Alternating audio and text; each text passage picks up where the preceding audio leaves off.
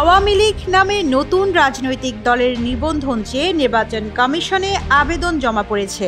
সোমবার নির্বাচন কমিশন সচিবালয়ের সচিব বরাবর ওই নিবন্ধন আবেদনপত্র জমা দিয়েছেন এক ব্যক্তি।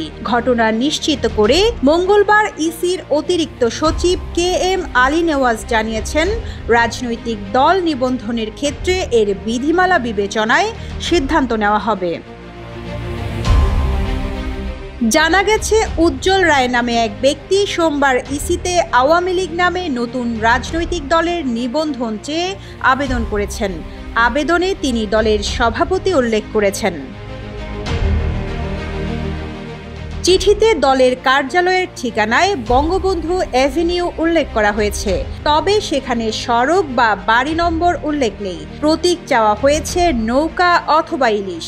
দল প্রতিষ্ঠার তারিখ উল্লেখ করা হয়েছে 24 মার্চ 2025।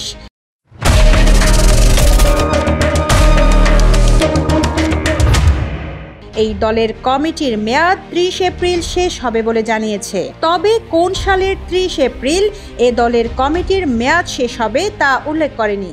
দলের ব্যাংকের নাম ও ঠিকানা নেই। এছাড়া আবেদনে কোনো ব্যাংক হিসাব না দিলেও দলটি পরিচালনায় ব্যক্তিগত তহবিল উল্লেখ করেন উজ্জ্বল রায়।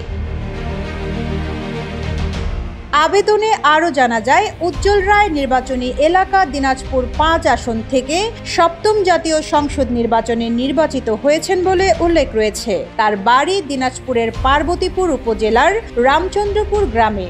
বাবার নাম নরেশ চন্দ্র রায়, মা পারুল রায়। এ বিষয়ে ইসির অতিরিক্ত সচিব KM আলী নেওয়াজ বলেন, আওয়ামী লীগ নামে নতুন রাজনৈতিক দল নিবন্ধনের আবেদন জমা পেয়েছেন তারা। যে কোনো আবেদন প্রাথমিক অবস্থায় গ্রহণ করা হয়।